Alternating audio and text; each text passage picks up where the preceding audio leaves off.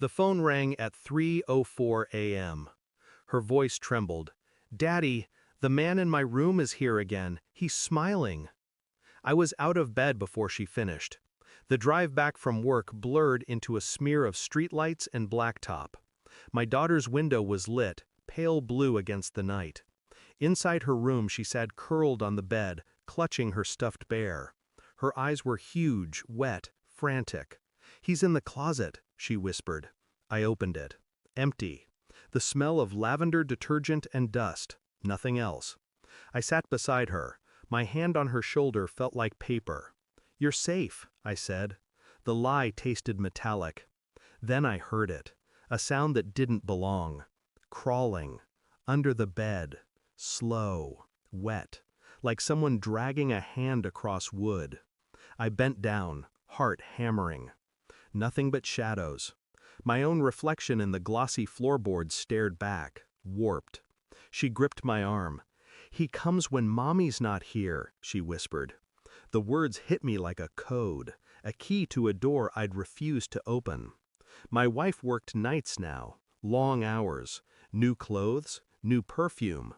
She stopped answering my calls after midnight. She said it was overtime, but she always came home glowing.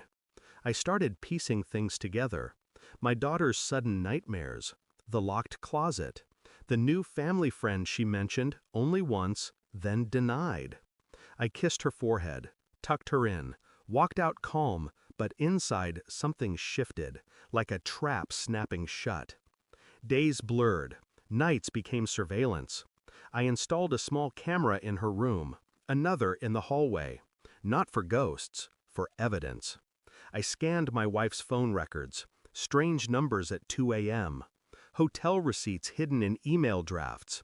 I watched the footage alone at night, mostly still frames, my daughter sleeping, the curtains breathing, but sometimes shadows, movement near the closet door, a figure too quick to identify.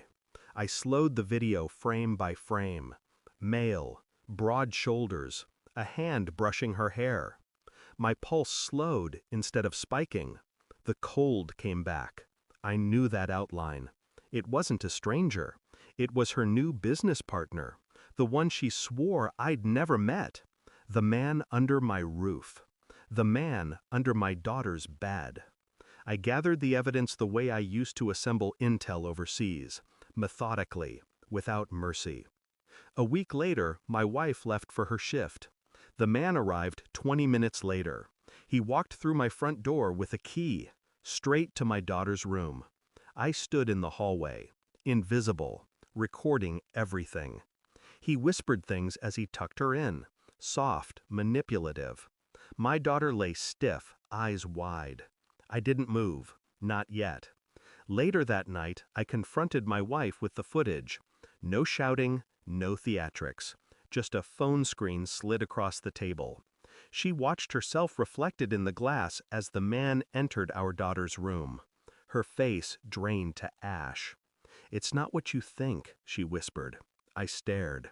"It's exactly what I think." I didn't call the police. I didn't throw punches. Those would have given her control, made me reactive, weak. Instead, I printed the footage, the phone records, the hotel bills, copies to child services, her employer, his wife, copies to his commanding officer, because yes, he wore a badge. Then I waited.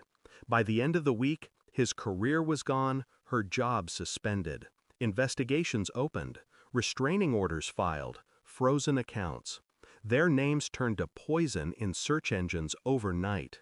No screaming, no scene, just silence and consequences. When she called me sobbing, begging to explain, I let the call ring out. When he showed up at my door, I left him standing in the rain, watching the lights go dark. They had built their secret world on shadows. I had switched on the lights. Now the house is quiet. My daughter sleeps without trembling. The cameras are gone, the locks replaced. I walk through the empty rooms at night, touching the walls like I'm memorizing them. It still smells of betrayal, but less each day. I don't dream of revenge anymore. I already lived it.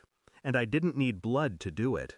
She tried to call again tonight, left a voicemail, a broken sound, like static. I didn't listen to the end, deleted it. My daughter stirred in her sleep, murmured my name. The room felt lighter. I stood in the doorway, watching the slow rise and fall of her breathing. My hands were steady, my heartbeat quiet. I had taken back control. The monster under the bed was real, and now it was gone. Thanks for watching. Don't forget to like, share, and comment. Subscribe now to Cheating Stories Insight World for more amazing stories.